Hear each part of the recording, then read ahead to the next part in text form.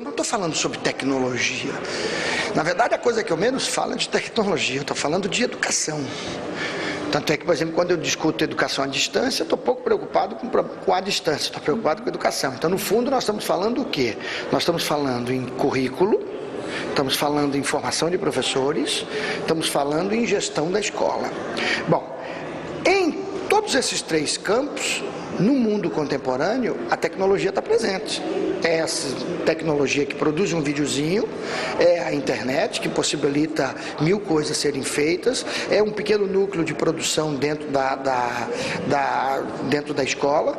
Então, o que eu quero dizer é de que as políticas públicas que pensam que a educação pode ser tratada como qualquer outro produto dessa lógica industrial e comercial, são, no meu ponto de vista, fadadas ao fracasso.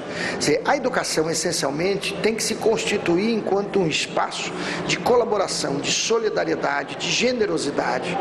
Então, no momento em que, em vez de eu implantar uma política salarial decente, com professores bem pagos, com formação permanente e com avaliação, se esse é o nó da questão.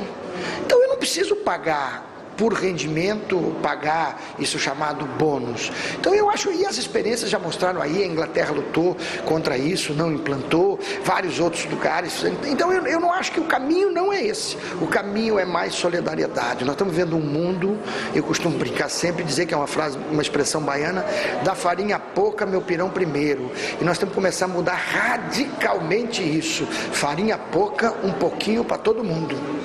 Senão não adianta, nós vamos estar pensando que vamos estar construindo essa sociedade para sobreviver a esse catástrofe mundial que nós estamos vivendo aí, na verdade estamos contribuindo para piorar.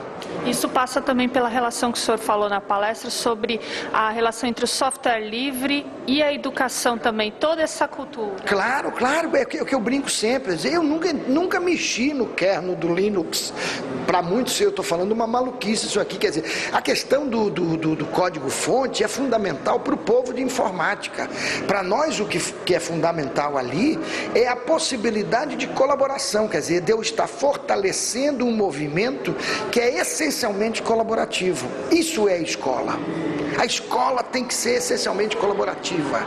Ela não pode estimular a competição, a guerra entre...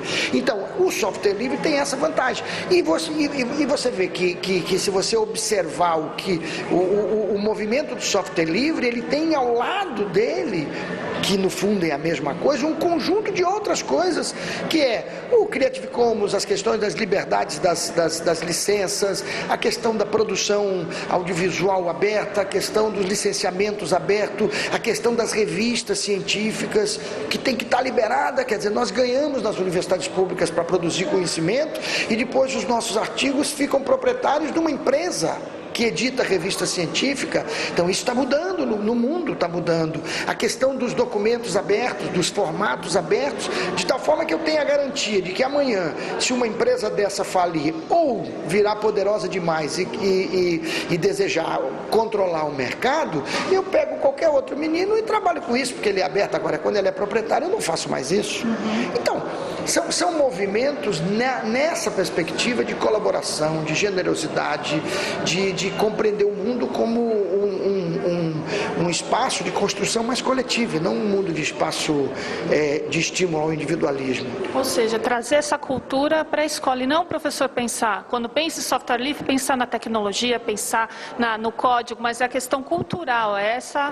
Claro. Isso que o senhor está falando. Mas é evidente, porque você veja só, para quem nunca viu o sistema operacional nenhum, começar com um com o outro é mais ou menos o mesmo tipo de dificuldade. Quer dizer, nós fomos, na verdade, como a vida inteira, nós só tivemos um tipo de sistema operacional, nós fomos adestrados a usar aquele sistema operacional. Eu costumo brincar sempre, nós somos tão adestrados que para desligar a gente clica em iniciar. E todo mundo acha isso normal. Seria o último lugar do mundo onde alguém iria clicar para desligar. E nunca ninguém reclama disso, porque nós estamos acostumados. É assim na vida, é assim, a gente vai se acostumando. E se você entrar num software desses conhecidos, de sistema operacional proprietário, em uma língua que você nunca viu, você é capaz de fazer tudo. Porque a gente já se acostumou aí nos ícones, aos control não sei o que, parará, parará. Agora, temos que começar a experimentar essas outras possibilidades, porque elas vão empurrar um desenvolvimento colaborativo da indústria e do mundo do software, da ciência da computação, que é absolutamente fundamental para todos nós, para a soberania das nações. E claro, a internet ajudou muito isso, porque agora a gente troca muito mais intensamente do que antes. Isso passa pelo papel do professor como um autor e não como ator, como o senhor disse na palestra? Com certeza. Por que hoje ele é mais um ator do que um autor? É pior a brincadeirinha com esse U aí de autor e ator é porque na verdade ele hoje, em muitos casos, que tem muita gente que não é assim, ele é um mero reprodutor, ele não é nem ator, ele nem representa, ele reproduz. Por quê? Exatamente porque nós temos políticas centralizadas que pensam tudo desde o começo até o fim e deixam ao professor a tarefa de meramente reproduzir aquilo, quando não é reproduzir o que está no livro didático, quando não é reproduzir o que é colocado pela mídia, né? Então o professor, ele tem, os mais velhos sabem disso, a gente tinha referência dos nossos professores como uma referência intelectual. Caetano tem aquela música Nobreza Brau, que fala, a professora Neide Candolina, do colégio público tradicional, que era dura, rigorosa, e passava questões morais, questões éticas, questões, enfim, que era uma liderança intelectual. Hoje o professor, com essa lógica de massificação o professor virou uma pecinha na chamada engrenagem. Então ele termina, ele próprio se desresponsabilizando. E isso termina levando e termina a escola perdendo a dimensão de um espaço de produção. A escola vira um espaço de consumo, como é ver televisão. Isso é muito ruim. Claro, não estou dizendo que são todas as escolas. Tem milhares de exemplos de gente fazendo um trabalho magnífico de criação, de envolver. Aí o sucateando aí, quer dizer, estão criando, e tem muita gente no Brasil inteiro, em tudo que é lugar, fazendo isso, e é isso que tem que ser estimulado. Tá, joia.